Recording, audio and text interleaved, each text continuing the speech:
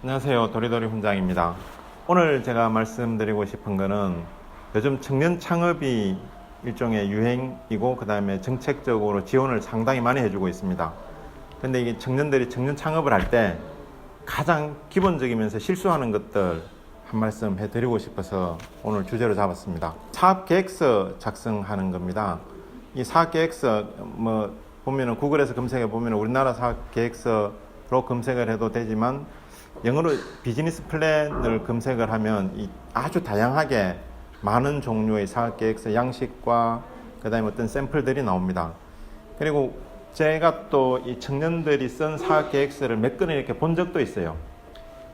거기 보면은 공통적으로 전부 다 성공하는 어떤 그런 계획, 이런 식으로만 사업계획서가 작성되어 있습니다. 근데 실제 사업계획서에서 제일 중요한 거는 어떤 사업을 할 때 어떤 비전이나 목표를 가지고 시작을 해서 어떤 기회비용과의 상관관계, 그런 거에 대한 개념이 적어도 그 사업계획서에 포함이 되어 있어야 정확한 의미에서 사업계획서라고 저는 봅니다. 그리고 이 실패 계획이 그 안에 들어가 있으면 첫째, 그 사업을 시작을 했을 때 이 자세가 틀립니다. 왜냐 그러면은 처음부터 이 성공할 것이다, 성공한다 라는 그 생각에서만 작성되어 있는 사업계획서 가지고 진행을 하다가 만에 하나 어떤 어려움이나 이런 거 난관에 부닥쳐 가지고 삐그러지기 시작하면 그 다음부터 이 사업계획을 작성한 그 사람이 어떤 심리적으로 이 상당히 디프레스 돼 버려요. 미리 어떤 그 사업계획서에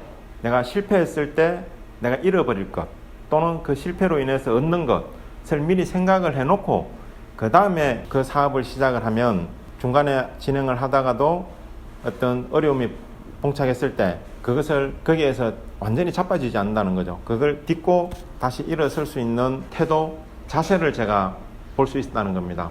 그러니까 여러분들이 사업을 시작을 하겠다 해서 가장 기본적으로 시작을 하는 사업계획서를 작성할 때 반드시 어떤 실패 전략, 내가 이 사업을 하다가 실패했을 때 내가 무엇을 어떻게 할 것인지, 그리고 얻는 게 무엇인지에 대한 진지한 고찰을 미리 먼저 해보고 그것을 계획서에 반영을 해 놓았을 때 성공할 가능성이 더 높아집니다. 그리고 제가 이 이야기를 드리는 거는 제가 다음에 또 한번 기회가 있으면 말씀을 드리겠지만 제가 미국 가가지고 이 사업계획서를 작성을 해서 제가 사업을 해본 적이 있었어요. 근데 그때 VC라 그러죠. 벤처캐피탈이 저한테 그 이야기를 하더라고요. 당신의 어떤 기술적인 부분이나 어떤 제품 부분이나 이런 것은 아주 좋다.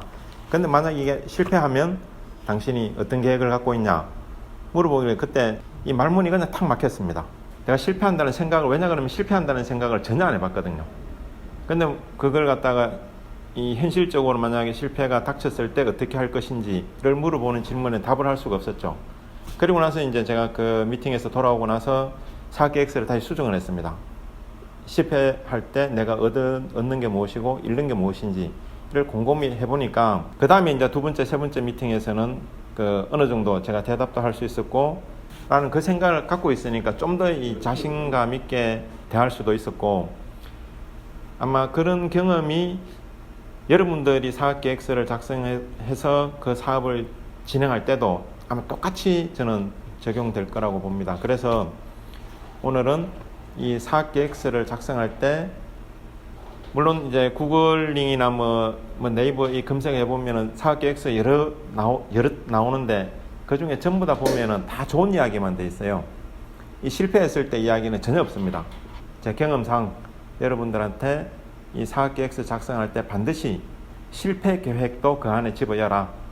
그리고 그 실패하지 않기 위해서 앞에 있는 그런 계획들을 여러분들이 더 잘 할 거라고 저는 봅니다. 그러면은 당연히 성공할 가능성도 더 높아지지 않을까 싶습니다. 오늘은 여기까지 하겠습니다. 도리도리 훈장이었습니다.